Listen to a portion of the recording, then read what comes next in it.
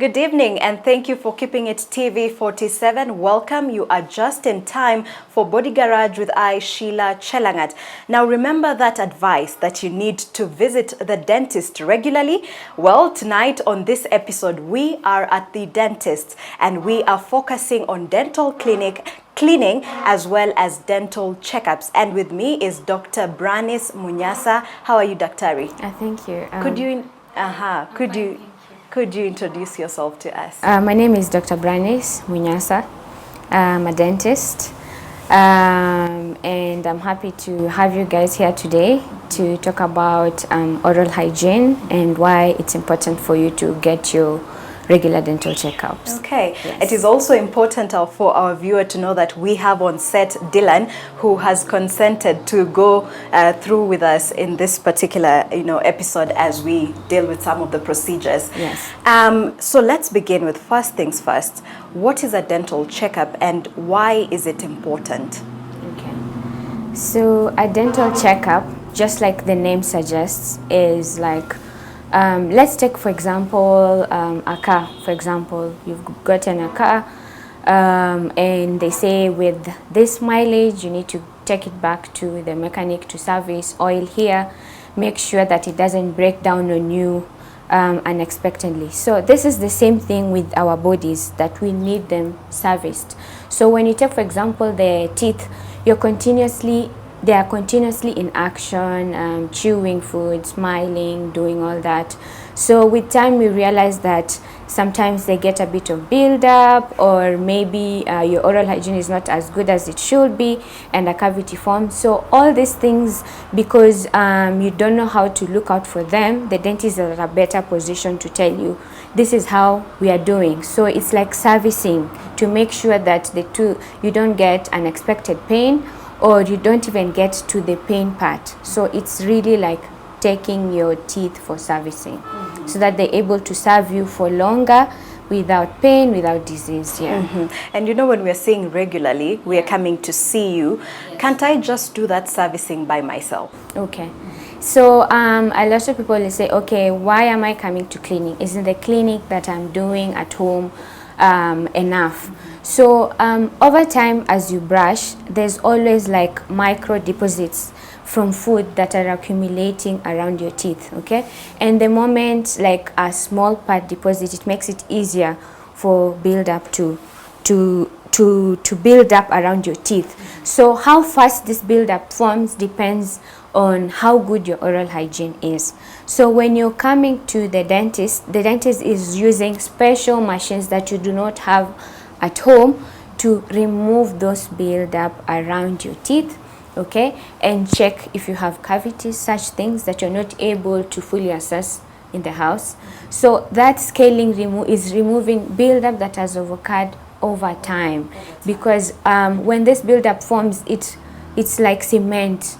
Okay, you're not able to brush it off. It has to be removed from the tooth with the professional cleaner. Once now I have come in for a checkup, what are some of the procedures? What will you look for in that checkup?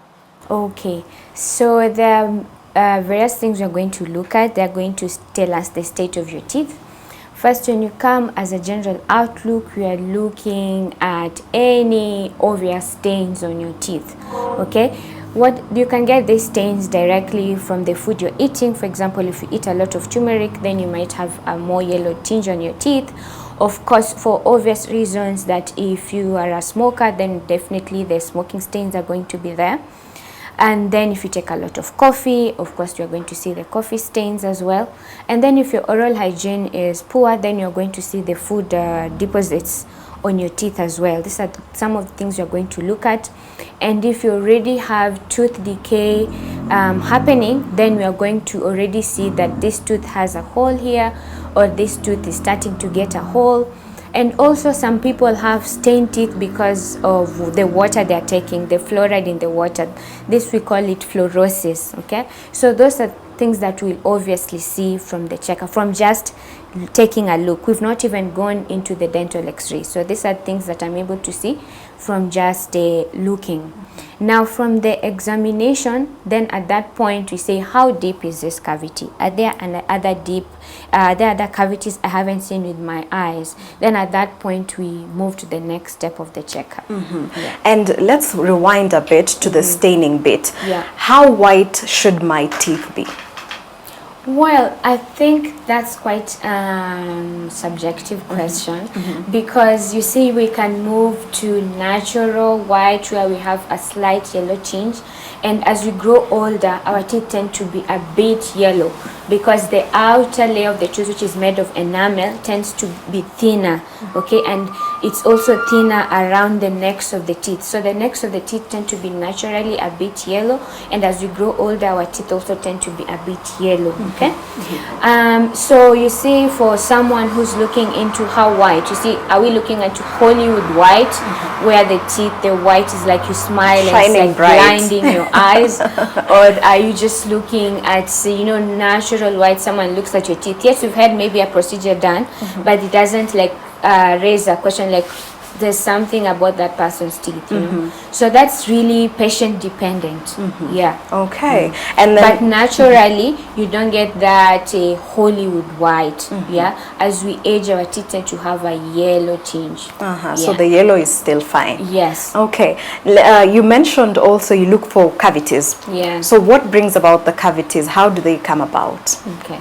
So cavities, you need 3 things for cavities to form, and this will explain why we tell you to brush your teeth, why you need to come to the dentist, okay? So you need 3 things. You need time, you need food to have been left on your teeth, and you need bacteria. Now there's 2 things out of these 3 you can control: the food buildup and the time, because the bacteria already lives in our mouth. They are already tenants in our mouth. So what they need is these 2 other things, which we control with our oral hygiene. So for example, the food part, you need a high sugar diet, okay? So this high sugar, it doesn't necessarily mean chocolates and sweets. Even just basic carbohydrates can be converted to sugars by the bacteria in the mouth. And then, so we are talking about any starches, like you see, like people who are on a high potato diet are more likely to get cavities than someone who's taking very fibrous foods like sweet potatoes or dumas. Like the type of carbohydrate you're taking will determine your cavity risk. And then you've talked about time. So when you remove any of these 3 things, the bacteria is not able to break down the food and allow it to stay on the tooth for too long for it to cause a cavity.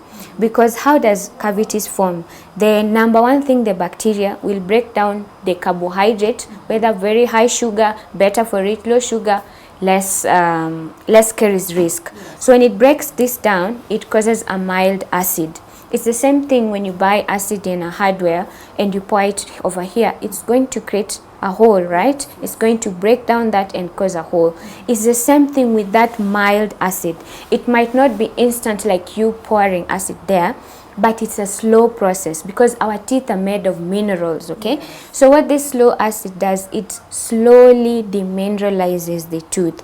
So it needs multiple exposures. So that's why we are saying, if you're keeping your appointment 6 months, the dentist will look at your teeth and say, okay, here there's a cavity starting to form, so you need to up your oral hygiene or you need to take care of your diet. So you are able to reverse that process. So by the time you're coming to the dentist with a cavity, it means this process started a long time ago. It's not something that happened an instant, okay? So we've said that we need the carbohydrate for the bacteria to break down and form an acid. So where do you come in with the time? So for example, if you're not brushing your teeth, then it means you're leaving this acid on your teeth for a prolonged period of time, which is causing demineralization of your tooth. So if you have very good oral hygiene, for example, you've taken a carb at night and you brush off your teeth and remove the buildup, you see you would have denied the bacteria the advantage of time to cause damage. And this is why I keep insisting that if you're going to brush your teeth once a day, then the best time to do it is at night, because you see, while you sleep most people sleep for how many hours? Maybe let's say 6, 8, 10 hours. So you can imagine this is 10 hours of your mouth closed. So when your mouth is closed, it's warm, there's saliva. It's like basically you've created like a party for bacteria to just enjoy and break down the food and cause acids. By the time you're waking up in the morning, so much damage has already happened in your mouth, okay? And like during the day, like we are talking now, there's a lot of saliva washing my teeth, okay? There's a lot of activity, so not very conducive, okay? So that's why the brushing comes in to first remove the buildup, and second, to remove the aspect of time for the bacteria to cause cavities. Yeah. Okay, that is for the teeth. Yes. Do you check for the gums as well? Yes, we do check for the gums, okay? So like we've said, first of all, the buildup around the gum, and then of course the bacteria breaking down all these food products and removing byproducts.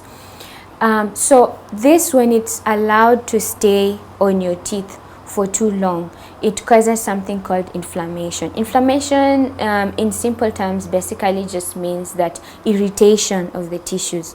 So this is why you'll find people say that, oh, doctor, I'm brushing my teeth and I'm seeing there's bleeding, or I was just eating something and I was seeing my gums are bleeding.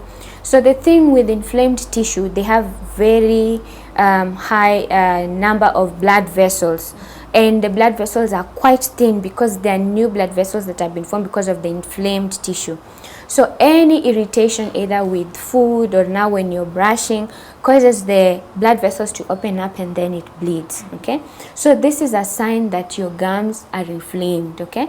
So you'll see a lot of people like, yeah, I don't have pain, why am I going to the dentist? But they forget that the tissues that are supporting their teeth, when they're inflamed, they tend to move away from the teeth. That's why you'll find a lot of older people, they start to have shaking teeth. Yes. Just out of nowhere, they find because the gum has over the years been exposed to all those dirt and build-up, and it was never cleaned, so it got damaged, okay? So we do look at it and we'll see like, does it look more red than it should? Because healthy gum should be pink. Yes, should be pink. Of course, as the black race, sometimes we have pigmented gum. The same way we have melanin on the skin, sometimes we have some individuals where the melanin is also on their gums. So that's still normal. I'm not saying that everyone should have pink gums, but that around is just a nice color of pink. So when you see it's too red, then you know that there's inflammation going on. Or if it has moved down on the tooth, which we call gum recession, then also we know that it's a sign of inflammation. Okay. Yeah. And how often should then a child visit the dentist for such checkups? Does it change for them? Okay, so for a child, okay, so let me just say that a lot of parents ask, at what point should I start taking my child to the dentist? Okay, this is a very common question. So ideally they say that, you see, like a person in their lifetime are definitely going to be going to the dentist whether they have pain or not, just for cleaning. So so we usually have this aspect called dental home. So what that means is that you are exposing the child to the dental office, so that at such a time that when you start to actually do a procedure, they have already familiarized themselves with the environment, with this machine, with the light, okay? So what I'm trying to say is that you, even before the teeth erupt, it's not that the child is coming for a procedure, but the child is just coming to familiarize themselves with the dental office. It's called creating a dental home for the child. I'd love for you to hold on to that thought, Daktari, as we go for our first commercial break. Yeah. When we will be back, we'll learn so much more on why it is important for you to expose your child to the dental office, and now get to the part of cleaning. Do not go too far. Keep it TV 47.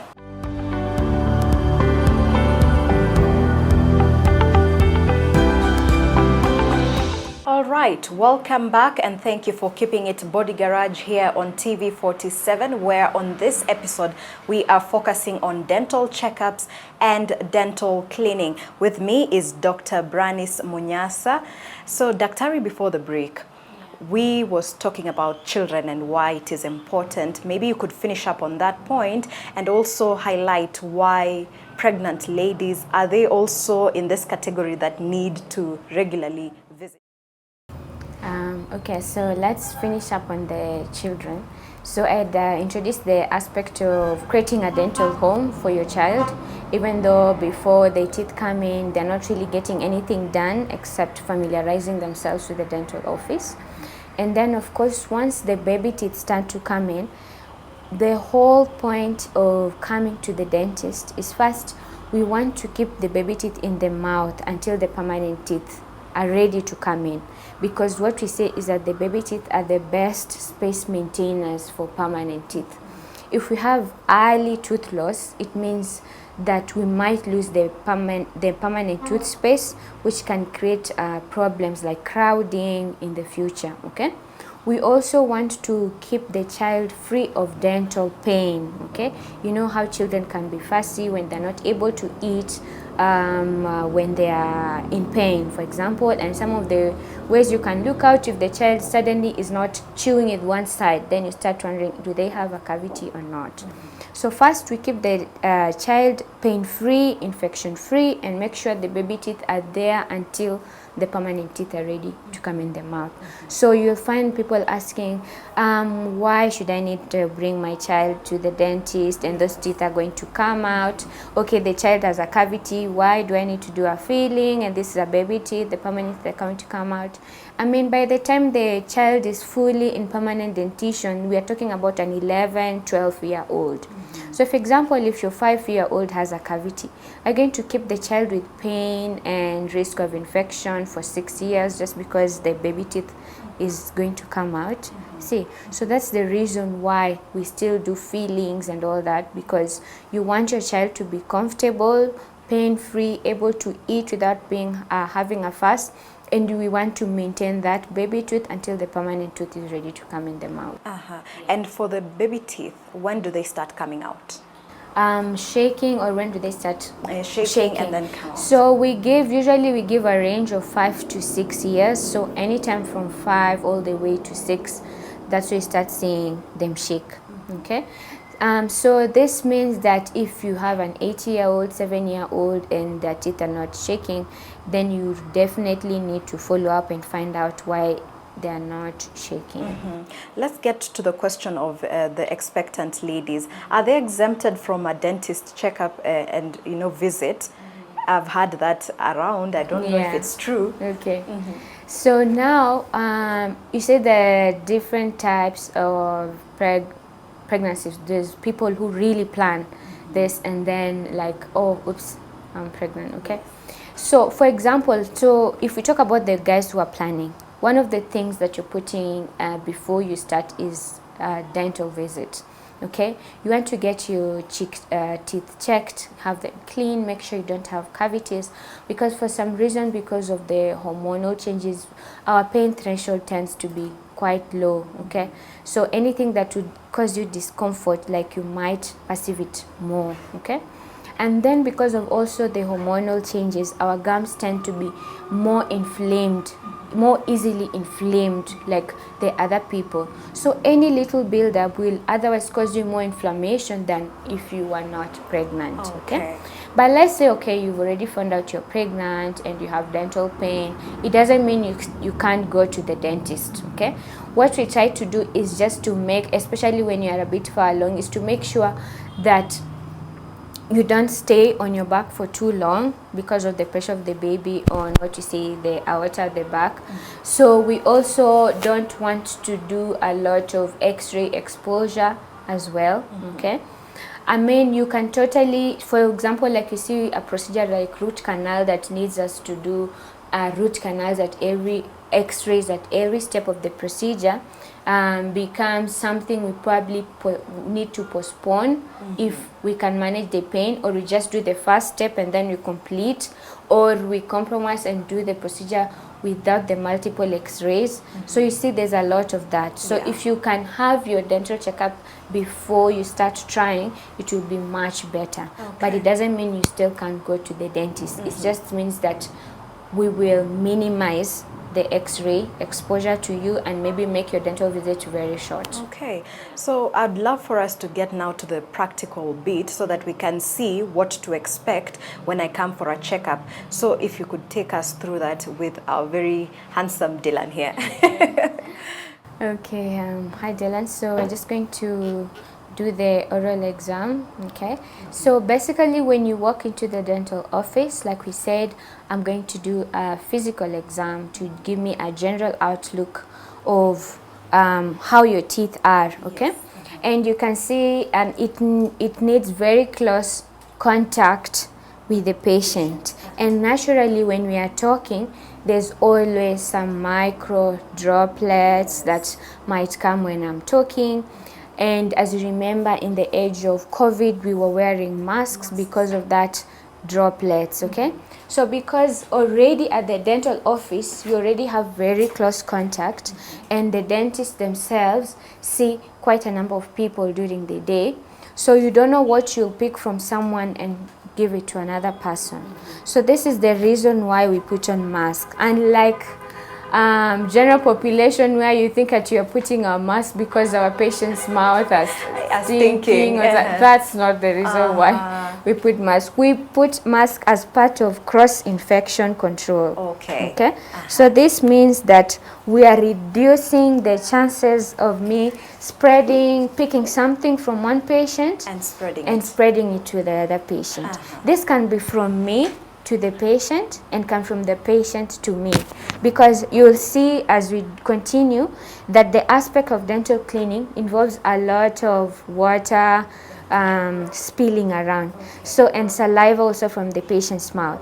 So this can come from the patient and come to me. Okay, so this is why, like, I'm putting on my headscarf also, because I don't want to pick stuff from my hair and take it home. Okay, yes, and I also don't want to inhale, and I also don't want to.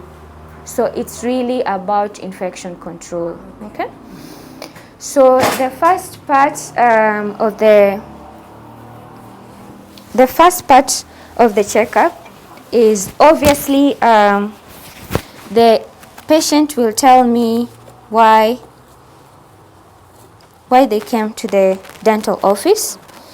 So if they have any obvious issues like pain, this is the part where they have told me before we sit down. And then if it's just a general checkup, then of course I just check if there's anything we need to be concerned about. Okay. Yeah, so obviously I need to put on my gloves. And for us who fear the dentist, should we be afraid that there's pain associated with this whole checkup? No. At this point, we are doing very non-invasive procedure. It's just me taking a look. Okay. Yeah. But you know, the machines are really intimidating. Yes, that's true. The machines are quite intimidating. But this is just to help the dentist see better. Like you see, this is the light. And people are like, oh my God, what's that? Yeah. But it's just a light to help me see the patient's mouth better. I'm going to move this set a little bit up, just a little, to make it easy for me to see. And then Dylan, you're going to move back. Okay, and then open. Okay. So like I said, we are checking for cavities. Any tooth that has a cavity means I'll see it, or my instrument will be able to go in, because teeth is made of mineral. So any softening means there's something happening there. We are also checking for any build-ups on the teeth and stains. Okay, and then at this point I'll have already noted if there's something I need to be concerned about. Okay, and then at this point we will now do the dental x-ray. And a lot of people will say, why do I need dental x-ray? I'm not in pain. So the reason why we do dental x-rays is because the contacts of our teeth are so tight. Yes. So if there's a cavity in between the teeth, then I'm not going to be able to see. But with the help of the dental x-ray, first I'll be able to see any hidden cavities. Second, if there are cavities, I'll be able to see how deep are those cavities. Okay? And then, because the depth of the cavity will determine the treatment choice I give you. For example, why am I doing a filling as opposed to a root canal, or are we doing an extraction, okay? And then we will also be able to assess the position of your wisdom teeth. So for example, if they're not in the mouth, are they growing? Are they not growing? How are they growing? So that you're able to plan better. These are things you'd otherwise not see by just looking at them. Okay. Yeah. Okay, and do you check for the bite as well, and why does it matter? So that mostly we'd be looking at teeth if the patient, for example, is concerned bite. The patient, for example, is concerned about aligning their teeth, because at the end of the day you want a stable bite, okay? So for example, like in the case of Dylan, this is an general normal. Normal is where you have the upper teeth biting on the lower teeth slightly ahead, but sometimes you have the lower teeth coming ahead or the upper teeth going too far ahead. Okay, so this is where we talk about an overbite and an overjet, and there is normal, and then there is something that is not normal. Okay, yeah, so most of the time when you're focusing on the bite is really if there's a conversation of are we doing alignment or not. Yeah. All right. You said that now oftentimes the checkup comes hand in hand with the cleaning. So let's get to the first step of cleaning. What does it look like? So, so first of all, like I said, I wanted to show you why we do the cleaning, because I'll show you on the scan there. This is a different kind of a scan. It's a 3D scan that enables us to do patient education, and it's also very helpful when we are doing alignment. So you should be able to see, yes. It goes into the mouth. Yes, it goes into the mouth. So the tips are changed and sterilized for every patient. And then you can see from there, I'm able to show my client, my patient or client, why we are doing cleaning. Because you see, the moment the person knows why you're doing something for them, then they are able, yes, they are able to understand the process, and they are able to understand why they need to come back, and they're also able to appreciate the difference once you have completed the treatment, because you're also able to do another scan and show them the after. Okay. And once again, that scan is painless. Yes, it's like it's taking, if you can see, it's like taking photos and creating a 3D image. Okay, so I'll not take the scan for the upper teeth, but this is enough for me to show Dylan why we are doing the cleaning for him. So like I said, over time, even as you brush your teeth, you'll always get some micro deposits between the teeth. So you'll see once we do the cleaning and we take another scan, we will have removed the build-up on the teeth. Okay? So this is the build-up. I was saying that even if you don't have cavities, this build-up is not healthy for your gums. It's not healthy for your gums, so it will cause inflammation. And then at some point, if it stays for too long, your gums start to bleed, to show that I am sick. I need help. Take me to the dentist. Yes. Okay, and that buildup can be seen with the natural eye. Yes, you can see with the natural eye for the buildup, and then that is just for patient education and to help us build up on the treatment plan. Yeah. So is this buildup the one that is called plaque or tartar? Yes, that's what we call plaque, tartar, but more long term is called calculus, because it has, plaque is like you eat something now, tomorrow there's still build up on your teeth, that's plaque. But the moment it stays for your teeth for longer and starts to solidify, then you call it calculus. Okay. Yes. All right, Daktari. Thank you for taking us through that, and I would want you to hold on as we take the second commercial break. On the third part of this particular episode, we will now get to the dental cleaning bit of it. Do not go too far. Keep it TV 47.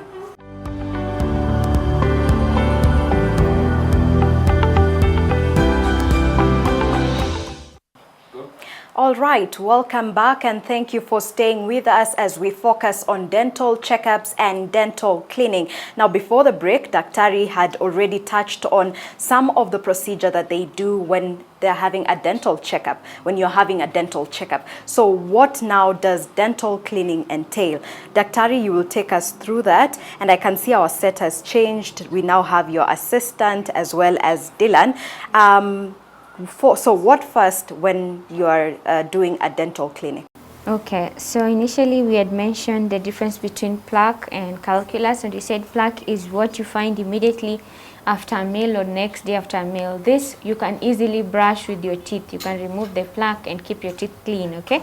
But over time, as the deposits build up, then they change to something called calculus. This is more firm because it's also mineralized, okay? So this, unlike plaque, you're not able to brush off. So this is why you need to come to the dentist, okay? So one of the things that we use for cleaning is called dental scaler. That's why we call the cleaning sometimes scaling.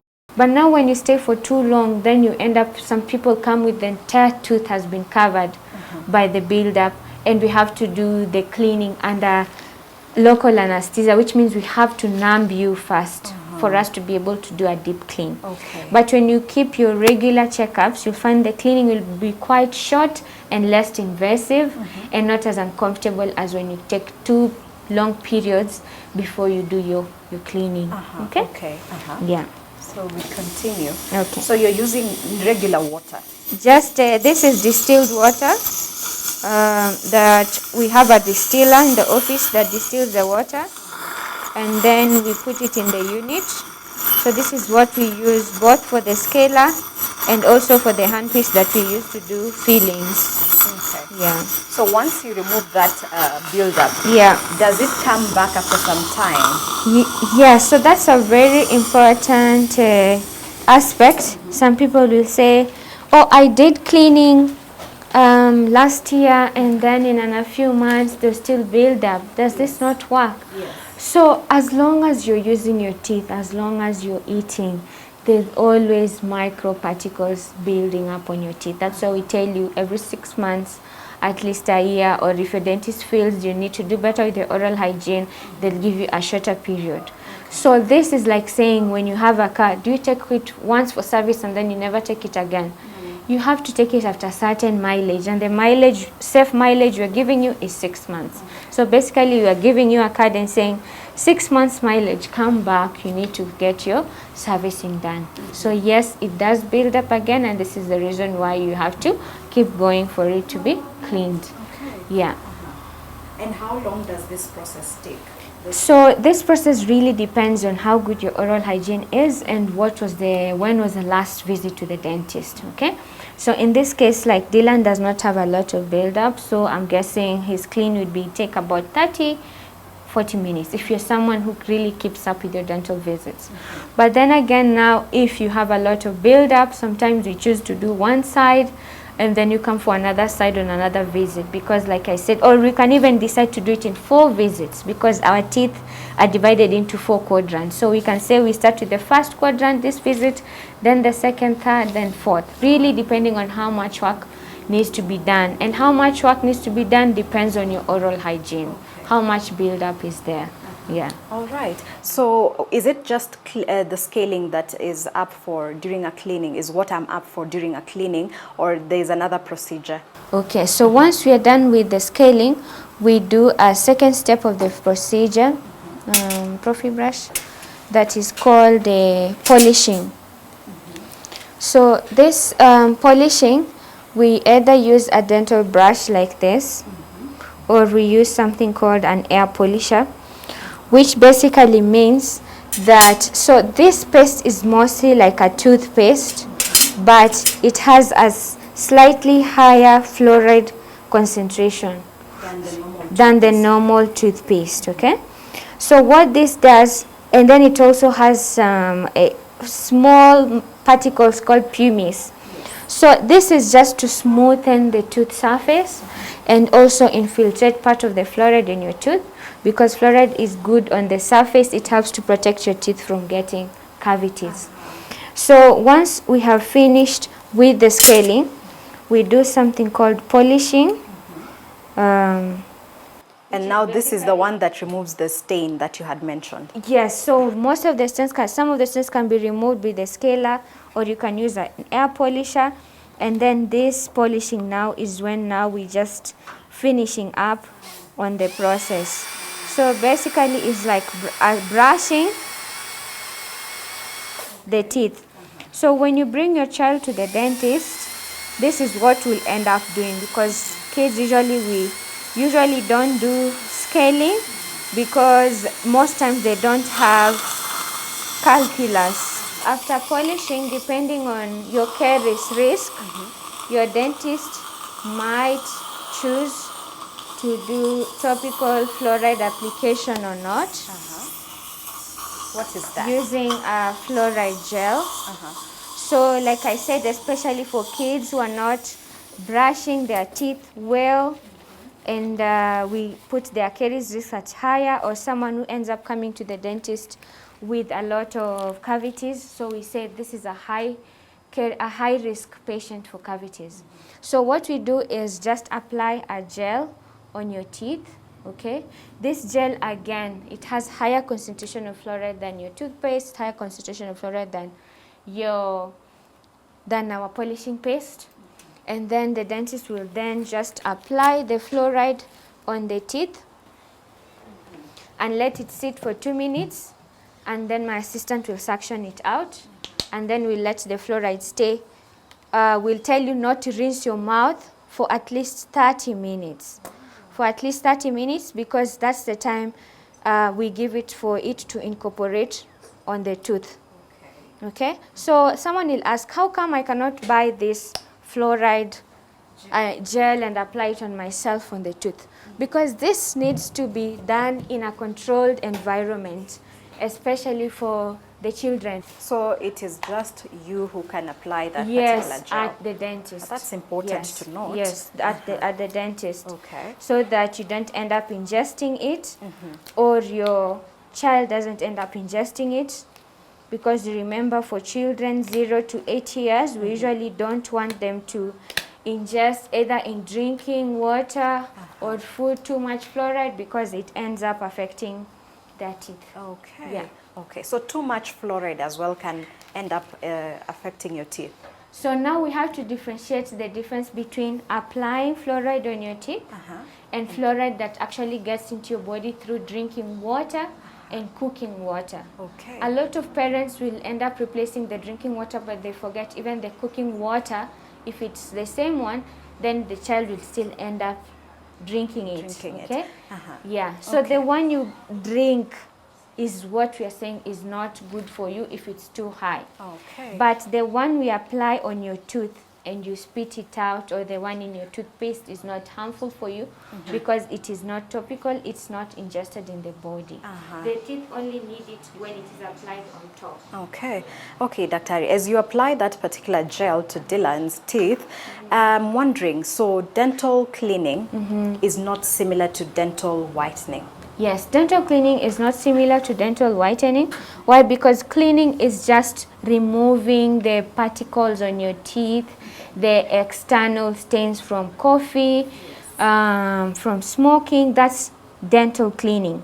Now, for example, if you were to come into the dental office and you say, Doctor, I'd like my teeth a bit brighter. I want them to look a bit white. Okay? So now that a procedure we will do is now whitening.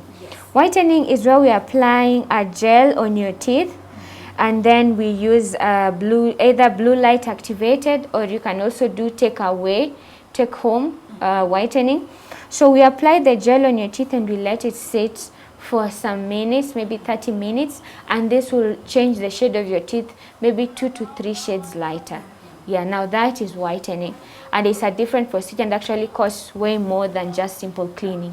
Yeah. And there's a question that I read that, you know, if my teeth have been cleaned by the dentist and I do go regularly, should then that be my go-ahead that now I should not take care of my teeth? No, you still need to take care of your teeth on a daily. It's not the where we give the example of the car. Once the person has changed the filters and the oil, the next oil change will be done on your next service. No. There are things you will need to do in between your dental visits. Like, remember we said the aspect of time, denying bacteria time to break down your teeth. And how are you going to do that? You're going to do that by brushing your teeth, okay? At least twice a day. I know there's some people who carry their toothbrush to work. Kudos to those people. But at least twice a day, with the most important one being at night, because you don't want to go to bed with all that food build up on your teeth. By the time morning comes, there's been a lot of activity in your mouth. And there are people who have braces. Do they also come for this particular cleanings, and how would you advise them to clean their teeth? So first, just before I mention that, we've said you need to brush your teeth, and the second thing, you need to floss your teeth. The flossing takes care of in between the contacts of the teeth. So when you brush your teeth and you don't floss, it's like going to the bathroom every day and you forget to scrub your back. So over time, your back is definitely going to have a lot of buildup, right? And you'll see a lot of people have cavities in between because they brush and then they forget to floss in between. So the flossing should just be done as often as you brush your teeth, okay?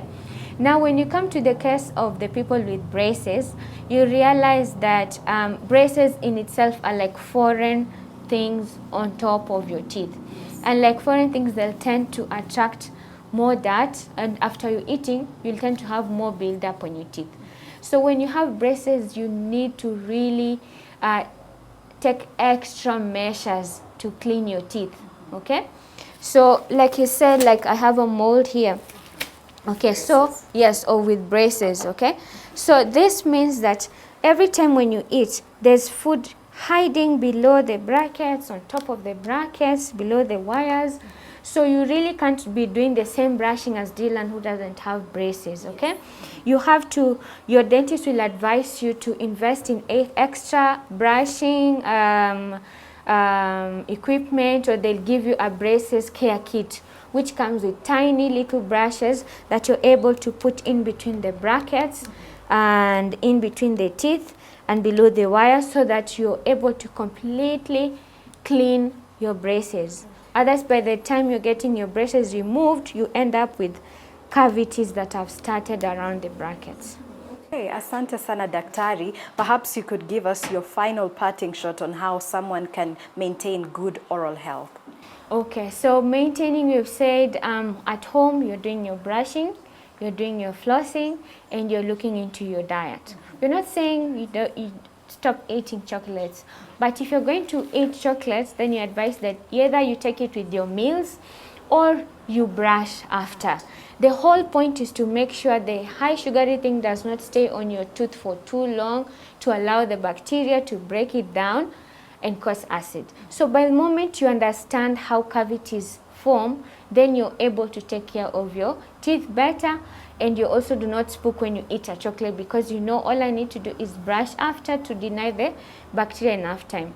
So if you end up in a situation where you've eaten something sugary and you don't have your toothbrush around, then we advise that you can chew sugar-free gum. So what this sugar-free gum does is increases the saliva flow into your mouth and helps to clean off the debris and the sugar out of the mouth, okay?